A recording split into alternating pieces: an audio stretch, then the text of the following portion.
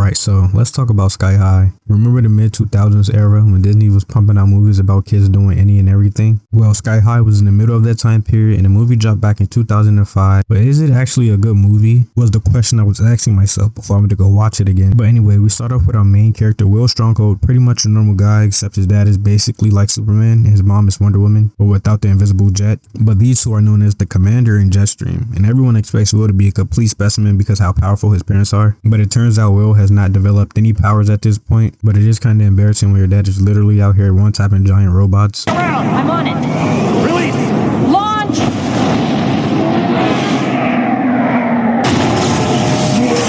So it's finally time for Will's first day at Sky High, which is basically Hogwarts, but if everyone had superpowers, and the school actually floats in the sky, because of course it does. But I do gotta admit, the concept is pretty cool. Imagine if your high school was a giant spaceship. But nope, unfortunately my school was a fight club designed as a school. But anyway, Will gets on the flying bus, and yes, the bus can fly. But on the bus is where we can meet his best friend Layla, whose superpower is to control nature and stuff. And we also meet his friend Zach, whose power is for him to glow. Oh look, he does glow. Told you. Yeah, he's a human candle. But this is where things get interesting when the kids immediately get separated into two categories, heroes and sidekicks, which is like being told on your first day whether you're going to be a star athlete or you're going to be sitting on the bench for the rest of your life.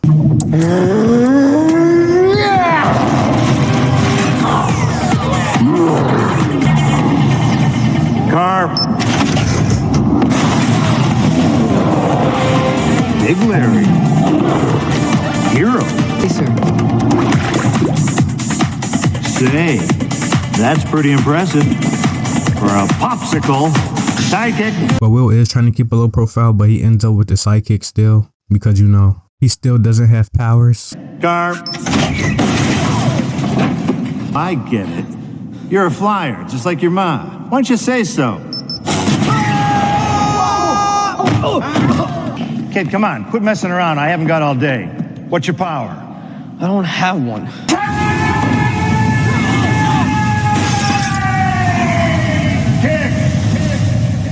Can you imagine if regular school did that? Like if you can't solve a math problem, they automatically hand you a janitor's mop. So Will is still trying to hide not having his powers from his parents, but his dad is just casually expecting him to be a superhero prodigy. But meanwhile, Will's friend group is made of all sidekicks, including Ethan, who can melt into a puddle, Zach the human candle, and Magenta, who could shapeshift into a guinea pig, and Layla. And you could tell by their powers, they're already the misfit crew. The older kids like Speed and Lash are like the bully/jocks of the school. If you couldn't tell by the shirt, they immediately start messing with Will and the sidekicks. Okay.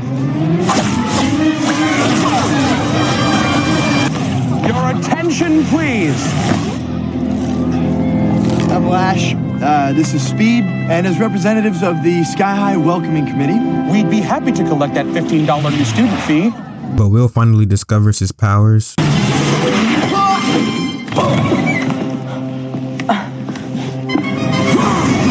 This is War Peace. War Peace is a kid that hates Will because Will's dad put his dad behind bars some time ago.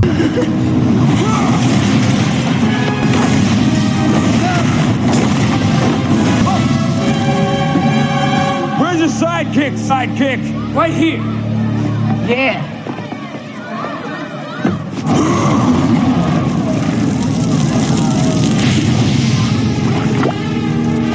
Leave them alone! He's strong. So now Will is popular and he gets advanced to hero class. But of course this is when the drama kicks in. And this is when Will started hanging out with Gwen Grayson, the super popular singer who's definitely not using him for anything at all. But this is the thing that bothers me about the movie, that the villain was so obvious. It could be just me because I watched it a lot growing up, but look at her face when they find her in the yearbook. Her? She was a weird one. Oh, yeah, Sue Tenney. Disappeared right before graduation. Yeah. Why is that?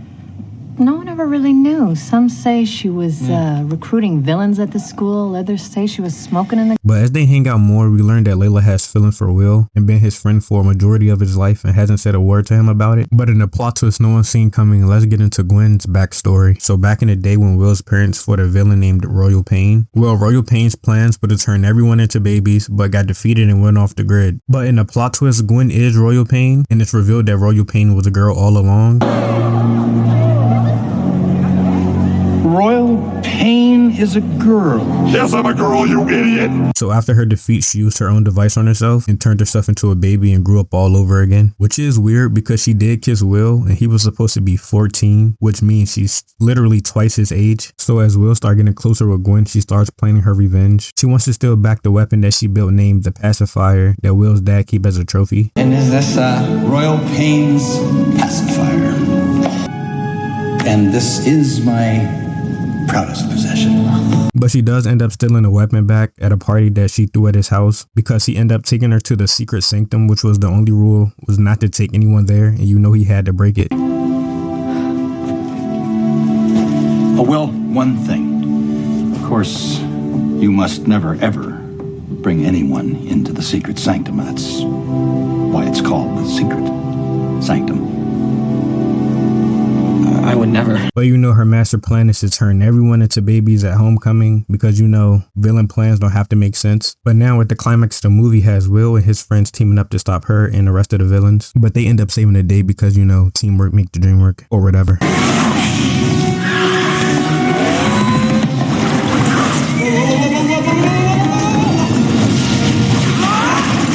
Way to go, Popsicle. And eventually we do find out that Will could fly like his mom.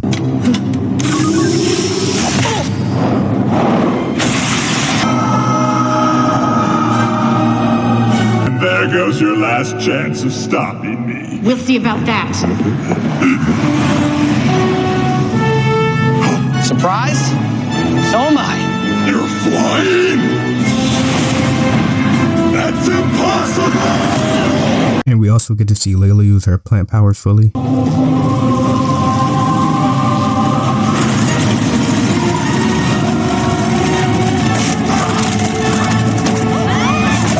And after they turn everyone back to their correct age, Layla and Will kisses and spin in circles to the end. So let's talk about Sky High and what it gets right. So first the cast, I like Michael Inarango and Kurt Russell as father and son. It's like every scene they had together was so enjoyable and funny. We all are. And it's such a small detail, but I also like how the movie had every character wear like their color, like the whole movie. Especially Will, his closet gotta look crazy, bro. And I kind of like how the movie doesn't take itself seriously all the time. Like the movie knows it could be ridiculous at times and it leans into it. And the special effects and the CGI is so good for a 2005 film. Now, some things I didn't like about the movie is that the plot was so predictable. Like I already knew who the villain was going to be off the rip, but do I still think Sky High is worth watching? And the answer is yes, because I think it's a fun movie and I like how the movie don't try to be more than what it is. And I was surprised when I heard some of the cast want to make a part 2 to the film. But if you haven't watched this movie in a long time or haven't watched it at all, I think you should give it a shot. And to whoever's still listening, I'm still trying to get better at a lot of things like editing and voiceovers. But if you're still here, I want to thank you for sticking with me. But I hope you guys had a great time watching this and see you later.